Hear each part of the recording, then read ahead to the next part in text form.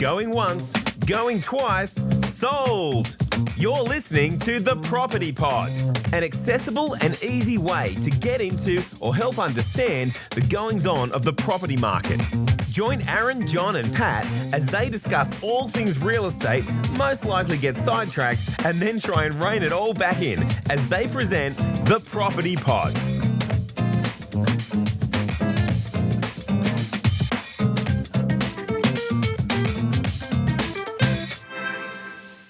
Welcome back to the Property Pod. I'm here with the boys today. I've got J-Mac and Pat. J-Mac's being a bit unprofessional because his phone's not on silent. And I'm turning my computer to silent right now. Come on, boys. I thought we were pros now. We've made it to the big leagues. We're past 10 episodes. We're pros. I'm just so important. So that's, Well, John 2.0, he seems to not be true.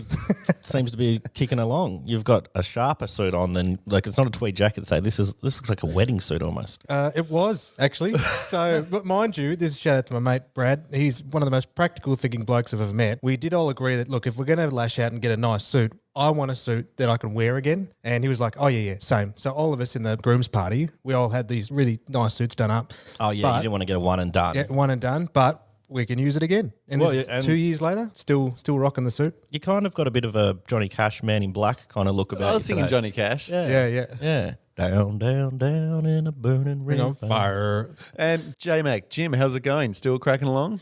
Yesterday we thrashed it out, did a 5:30 session. Boom. It's still going. Still You going. inspired me, John. Last night I did my first spin cycle. Oh, you serious? Yeah, my legs are a little sore today, Oh, but yeah. it was good fun. Have you got a bike at home or have you just got... I've actually just got a bike at home that we are loaning just to give it a try. Yeah. So put on a spin cycle iPad app thing and feel the burn. That's awesome. When I do a spin cycle at home, I normally just chuck it in the machine, oh, press the you- button, and it starts. Whoa. So I'm a competitive guy. I don't like John beating me on a list. I don't like him beating me. Well, at this the is good. gym. You just. I don't think one-upmanship's a bad thing because you hang out with people that inspire you to become more, and sometimes that's just through a competitive edge. So nothing wrong with that. I reckon Pat watched the Arnie video in the show notes Yeah. last week, and he was just like, I will stay at the top. I will be John. I actually really enjoyed the video. If you it is. if good you to don't know what we're watch. talking about, last Yeah. week we somehow brought up Arnie, and John mentioned one of his favourite Arnie movies, and in the show notes I was like, I've got to go find this bit of footage, and it's just hilarious. Oh, yeah. See, with that film too, it was sort of part mockumentary in that he specifically created different scenes and characters in order to create promotion. Yeah. So Arnie had such a smart head on his shoulders when it comes to promotion and marketing, and this is just a sideline. And I didn't realise he made his first million not in acting or bodybuilding, but in real estate. Really? He made it in real estate. Massive advocate of investing in real estate. Some company brought him out to Australia, didn't they, to be their spokesperson or something? I remember driving into Melbourne and there was a billboard with Arnie selling houses or something. Really? Yeah. Oh no, realestate.com I think had him as a I thing for have no idea. Yeah, I can't remember. All right, moving on.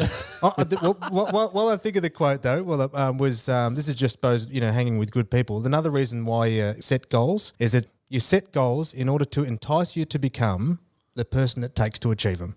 Where do you get all this stuff? And how does it stay up there?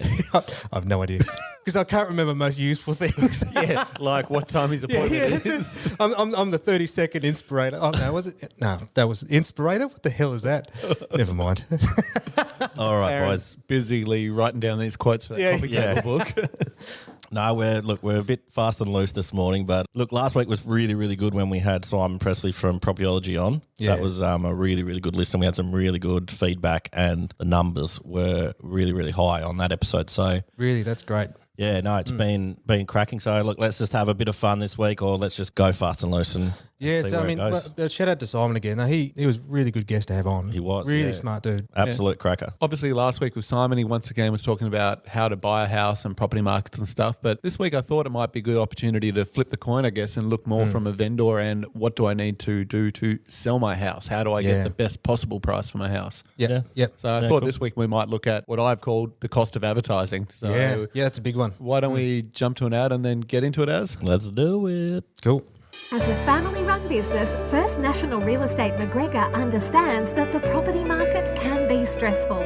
However, with a strong team in both sales and rentals, we are here to guide guide you through the property maze. Find out more today at mcgregorfm.com. I reckon this is going to be...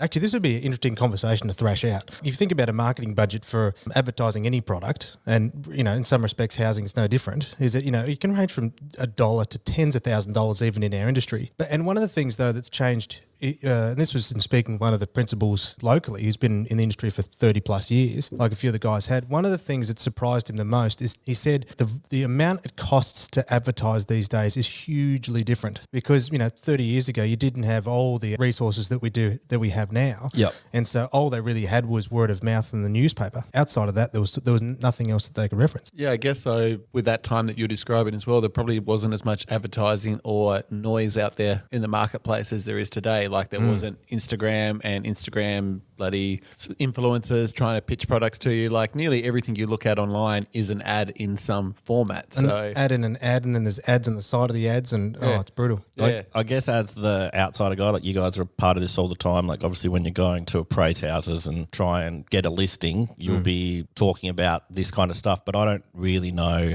other than being the guy that helps make some of the marketing materials, I don't really know what goes into selling the marketing or letting people know what it takes. So basically ground level, what was it in the past? What is it now? What you were just discussing is kind of what it used to be. Yeah, so these days now advertising, I guess in our northern suburbs, sort of Hobart area, could range anywhere from sort of $1,000 through to probably $5,000 to $6,000 would be an average. Yeah, that'd spend. be about fair. I think a lot of the time the big numbers come on how big you take up a space in the real estate guide. A lot of spend is going to that print media aspect of Yeah, it. yep. So yeah, there is cost involved in marketing, but for me, I'm not trying, I guess, to say that you need to spend marketing money. We know what we're asking is a lot of cash. Yeah. But it's more looking at it as an investment, not as an expense is Yeah. probably the best way to describe it. Yeah, and look, the other thing too is that, we'll just build it from the ground up. The role of a real estate agent hasn't changed in some respects where two parties are helping us find each other really, which is, I've got to move, I've got a property, can you help me find a buyer? Like that's our Yeah, principle. for sure. That's it. Like Yeah. ground level, that's... Ground level, that's what we're asked to do. Sure.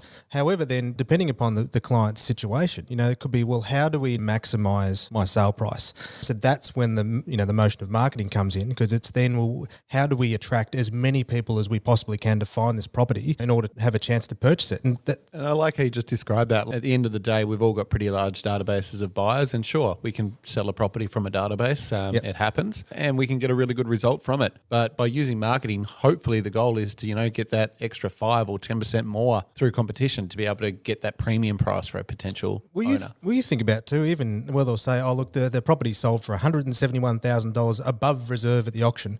Now, there's no way that they could have done that if they didn't tell anyone that their house was for sale. Yeah, well, you got to know about it. I guess that's the one thing I always think from the outside of the game is you'll drive down a street and you'll see a sign, you'll be like, oh, that's places for sale. Yeah. So then you're like, okay, that's a form of marketing that I guess is pretty old school. Yeah. Like it's one of the old ways of doing it. You Absolutely. put a sign out. Signboard. I'm sure you've probably got some anecdote of the town crier who come down the like we street, put up discussed the the signs auction. like the auctioneer. Well, I'll often just say to clients, look, if you want to sell your house, there's nothing wrong with you grabbing a piece of cardboard, scribbling on with permanent marker that says for sale 50 grand. And I promise you, people will be jumping over that fence to buy it. But if you're attempting to get the premium dollar in that market, you have to position your property very differently so that people see it as a premium product that's going to, have them be encouraged to happily purchase at a higher price. A cardboard piece of paper with a for sale written on it is probably not the most appropriate way to showcase your property in that instance. It kind of sounds like the, I think it's the JB Hi-Fi method of marketing. They try and make their stores look like a warehouse or have it not as fancy and schmick really? so that when you're looking at the prices, you think that, I probably should research this, but rather than your Harvey Normans, when you go, because they sell high-end products in your JB Hi-Fis, but Yep.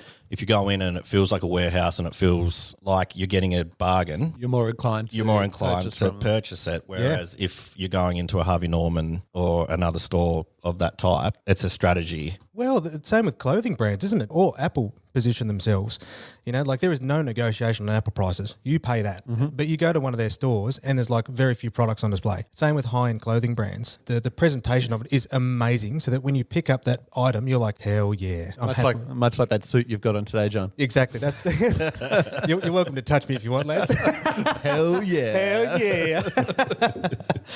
So that's what you're basically saying, John, is you can be the JB Hi-Fi of selling a product, or you can be the Burberry or, Tag Heuer. Or Yeah, and it really comes down to you got to relate to the person's situation, the property and its location, property itself. There's different price brackets from 200 to millions. Then you have to really consider then what market are you positioning this property within, and you've got to invest accordingly. Yeah. At least that's why I see it. When we come out to pitch marketing to a vendor about a property, we have different ideas, and they depends on the demographic, the location, price that the property is going to be at. We don't have a one-size-fits-all type arrangement. A lot of agencies will build packages like an A, B, and a C package, but they're not set in stone. They can be customized and tweaked. They're more starting points, I guess. Starting points from price perspective, starting points from features, and then we can add or subtract or change up to be able to suit someone's budget and someone's need. Yep. But I think, like John said, you can't sell a secret, and you need to be able to get the property out there to the marketplace and to get people to know it exists. Yeah, exactly. And I'm always conscious that, I hate when you're educating this stuff, it feels sometimes like you're trying to push an agenda. But ultimately, this advice is based on experience. We show what works,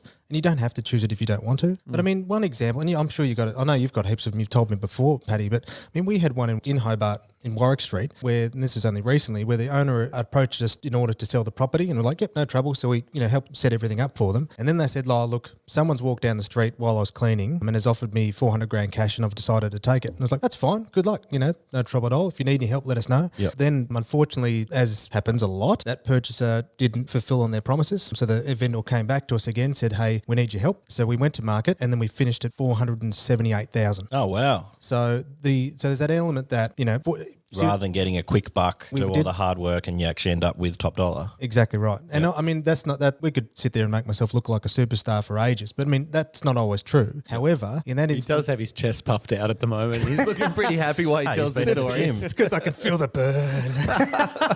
But the lesson is it's because she was prepared to invest in a whole range of stuff, and they didn't hold back. That meant the difference of, 75 grand. It's an interesting case study, though, that you've just described, because you've gone from one person that basically didn't want to spend any marketing Yep. and was, thanks for your advice, but I've found somebody just off the street. Yep.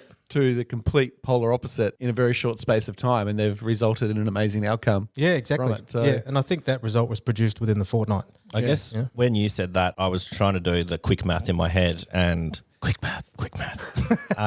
So essentially, when I asked before, Pat, I think you said it could cost about $1,000 to do a marketing package. Mm-hmm. Yep.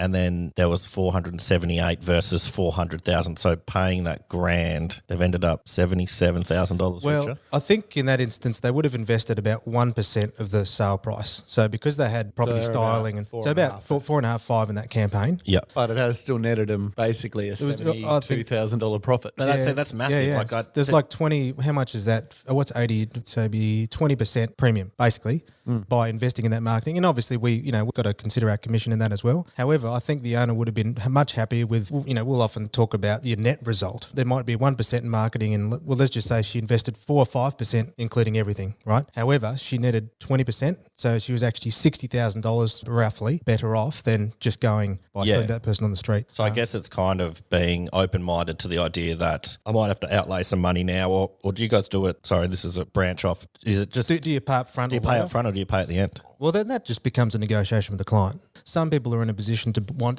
to invest in that up front. Yep. Other people would, need the assistance of the agency to help carry that through. But that just becomes a negotiation. There's no hard and fast rule. In my mind, ultimately, could seem overwhelming. You guys will come to my house. I'm like, I want to sell it. And they're like, it's going to cost you this much to do it. I'm just like, Oh, it's harsh. what the bloody hell am I paying for? can be. But then right at the end of it, if someone said to me, you've got a $1,000 bill, $2,000 bill, off your $470,000 sale. Yeah. Yep. Like you said, 1%. I'm like, oh yeah, hold on a sec. That's a completely different ball game. So you've I've got to commit to selling. Yep. And then when I sell, I ended up I think in a better position. Yeah, I think what people stress the most about is what if my house doesn't sell? Yeah. That's that. Okay, yeah. So, So that's the fair. scary and that's bit. where Yep. people get worried about investing in marketing. But the way I look at it is that if you don't invest in marketing, Your house then you is have less a- likely to sell. Exactly. You've got a bigger chance of it not selling. So the question you really have to ask is not about what are you going to spend on it, but do you really want to sell or not? Yeah. That is the real decision you've got to make. And if you do, you've come to us for advice. We're suggesting the best course of action to move forward. You need to sort of take on board what we're saying and sort of look at bigger picture. I guess the other way I look at it, and when I talk to some of my vendors that are a bit hesitant, John had a fantastic story. Obviously, sometimes they don't always work out that way.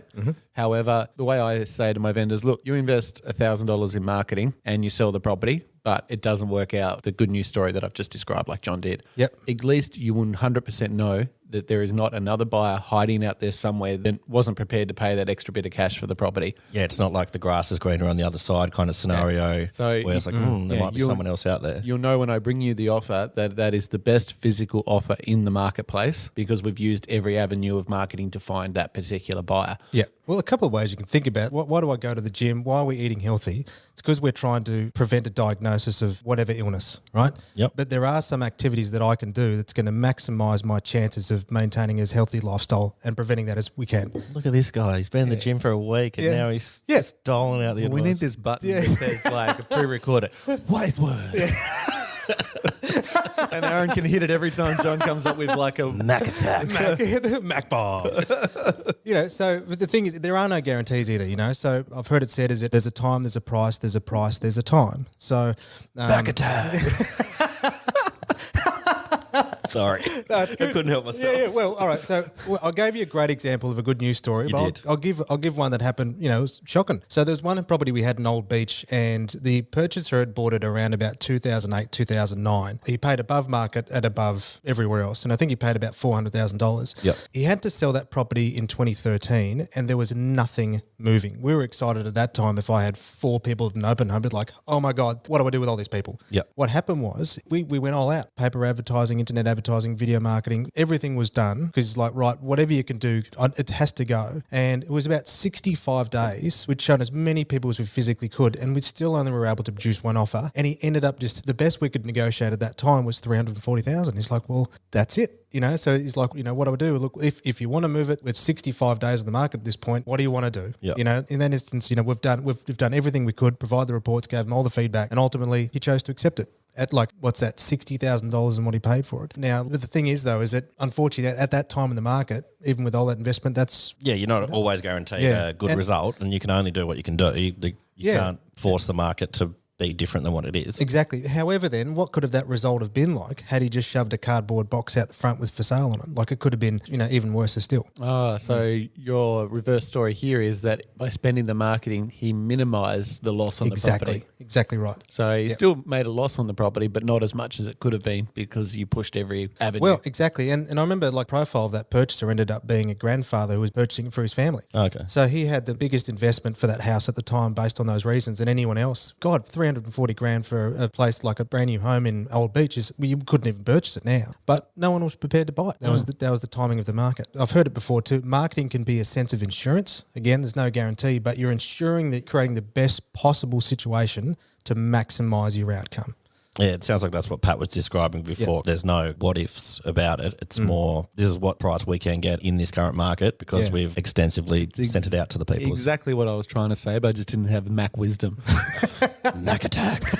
I'm making the button, guys. I'm making it. Yeah. I mean, in the end, though, is that if we're approached by a client and they're, look, what do we do? It's not exactly we think that, it's not a small ask. It's not like, I can't believe you wouldn't think to invest in this. That's not the case at all. Like, we know you're asking a lot. But you're trying to deliver a lot. But we're in a trying to way. deliver a lot at the What same you're trying to do is, I think before we started, you guys were discussing how it used to be $40 or something to put it in the newspaper. Oh, yeah. Well, I mean, that's probably the next, but we can actually talk some real numbers on what these costs are. But 30 years ago in that example, there used to be the only real costs of listing your property was a potential classified ad in the Mercury. And then if you didn't sell it within the first 30 days, the old listing authorities meant there was only exclusive authorities for 30 days. Yep. And then it had to go to a multi-list situation with the REIT, which was like $49. So the most the client was going to spend probably was $150. But I guess $150 30 years ago is very different to $150 today. Yeah, to a degree. I think it still comes down to the percentages of the sale price. Yep. However, at the time, though, there was much more common to do a no sale, no charge, for example, with the commission rates at sort of 4.5%. Yes, so I was eavesdropping on this before when you guys were prepping. So it used to be that commissions were higher. The percentage, it's important to talk percentages. I'm horrible with the percentages. Yeah. Well, it's just that, but the percentages were much higher Okay. on the sale of the property. But in that instance, though, here the point, no sale, no charge. the agency was absorbing all risk. So you could list your property and then remove it at zero cost to the client. Oh, okay. So I could say, like, I'm going to sell. You guys could do all the work, get the contract, Zero result. and then be like, Yeah, change my mind. Which still is true in the sense that, a commission, I look at it as a service fee that the owner's in control of, because we could produce a result that's way over above what they want, but then their circumstances change and that's perfectly fine. We get paid upon result. Yeah. So it's like, unless the owner gets paid, we don't get paid in some respects, 414 Real Estate has been operating within the northern suburbs of Hobart since 2006. With their innovative approach to marketing and managing your property, they have all your property needs covered. Find out more by visiting them today at 414.com.au. But I think it might be worth us, Pat, to actually probably shedding some light on how much it actually does cost, because it's not... To do advertising. Yep. So we'll probably work through what's changed. Even since you and I have been in the industry, the costs of it have gone up. Yeah. or maybe not even just cost alone, but What is marketing? What is marketing? Well, what everything is. Pat mentioned Instagram and Instagram somethings before, and he didn't even know what he was talking about, but he does know what he's talking about. Yeah, I was a bit tongue-tied. I know. You guys are saying, Pat, you know what you're talking about. Come on, mate, back yourself. So obviously people just think that realestate.com or those major real estate portals is all you need to sell a house. But it's not just that. It's probably more about knowing what your target market is and what the best avenue to sell that property is. So the example I use, if I'm selling a 2-bedroom house or 2-bedroom unit, flat block of land, walking distance to Northgate Shopping Centre, like literally a street away. Can I guess? Go.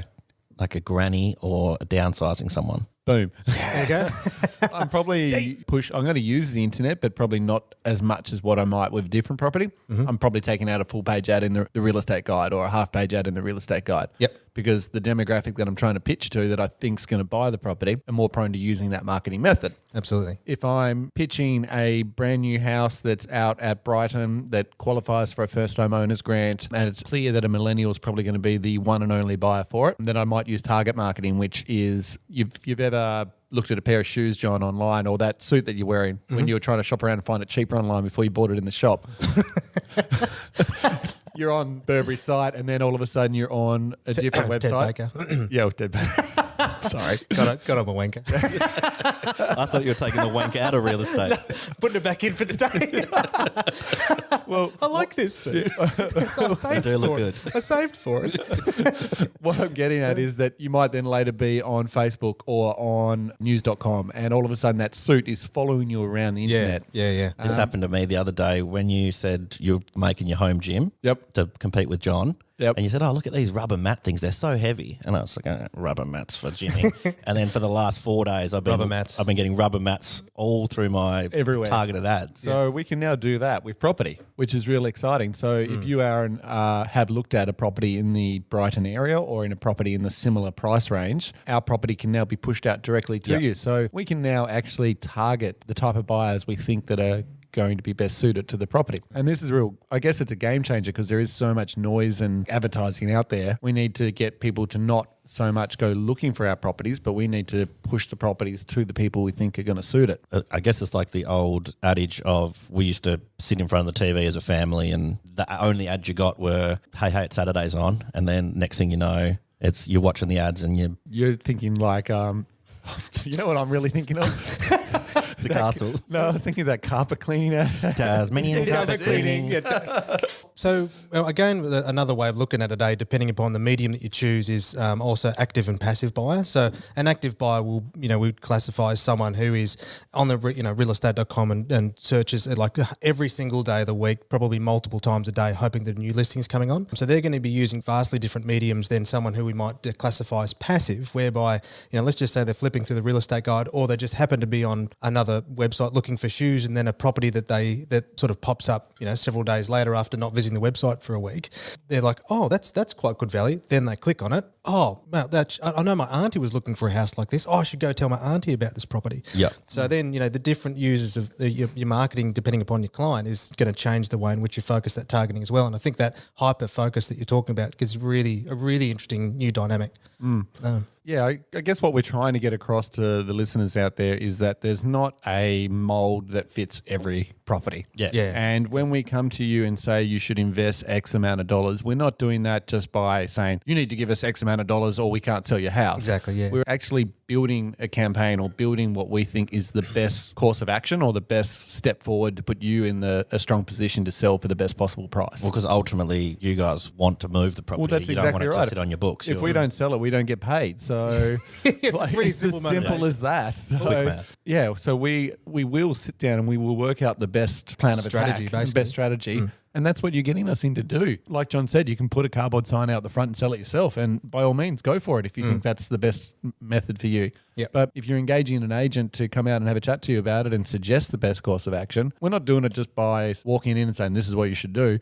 We're sitting down and we're putting real thought into it. And we're thinking like, how is this property best suited for the market? Who's going to buy this property? And we're using years of experience as to the best methods. And we're using what's working now in real time to pitch to you the best course of action. Yeah, exactly. Well, I mean, another thing, most of the time with an agency, if they're preparing a marketing strategy, most of the stuff that's shown to the client is at cost.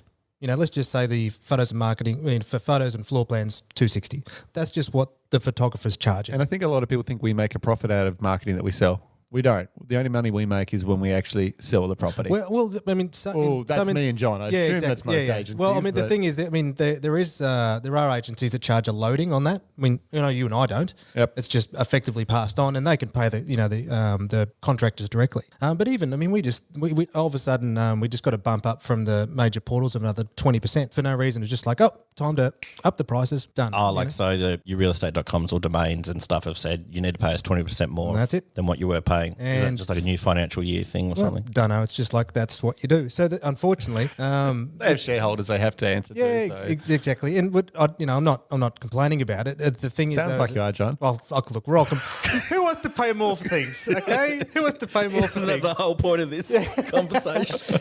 Anyway, the thing is, though, so it also means, unfortunately, that those what used to be to get on those websites might have been $200 is now close to $1,000, and that's just to get them on them. And So just as one website most of the times. exactly. So there is a real difference in cost to how a property works these days. And some of the problems that I have is that I've got repeat clients that sold with me 4 or 5 years ago. Yep. And I go in and say, rightio, we need to spend, $1,800. And I got to pick their jaw up off the ground because last time it was $400. And they're like, what's changed? And what John just described is pretty what much it is. one of the major things that's changed. We still utilize a lot of the same features.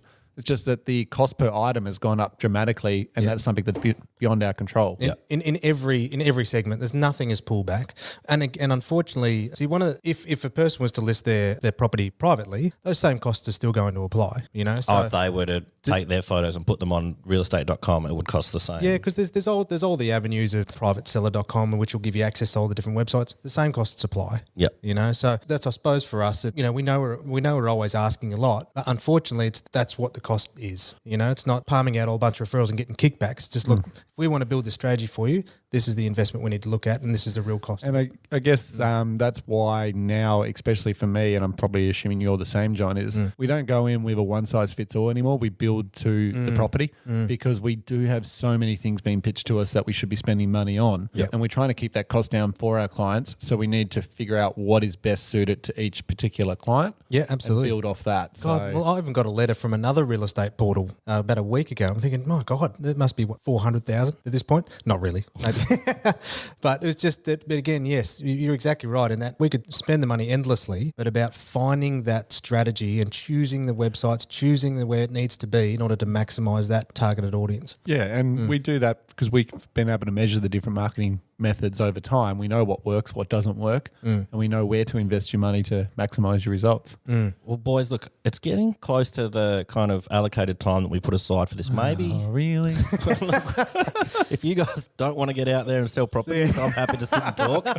However, I was just going to propose, look, we've got some show notes for a few that are coming up in the future, but what if we were to do another episode on something like this? So maybe in the next episode we could look at all the different types of marketing. Yeah, we could. I just think that you could expand on this. Like, this has been kind of fast and loose, but interesting to listen to. So maybe there's more that we could Oh, if you delve out flesh of it. out specific, yeah. No, look, I'd be really. I mean, now we've been getting some feedback from our different listeners. If there's something in there that's worth you wanting us to focus on, I'd be really interested to know. Just say it as you wanted us to prepare more before the show. Like that's what it sounds All right, like. boys. Ooh, that was pretty good there, but I'm putting it out there. I wanted you to prepare better before the show. John didn't have as many stats this week. He didn't have a secret show notes. No, I didn't. No. He did have some interesting Mac attacks. Oh, that's always my fallback position. Yeah, and look, I'm happy to wrap up now because I'm pretty keen to go with John and sort out a new suit for myself. He's obviously got the taste, so get him to show me where to shop. All right. Well, look, let's put a pin in that and we'll be back. How's that sound? All right, gang. Pin it Sounds up. good. Pin it up. All right. Thanks, guys. Cool. Too easy. ya. Catch See you. you.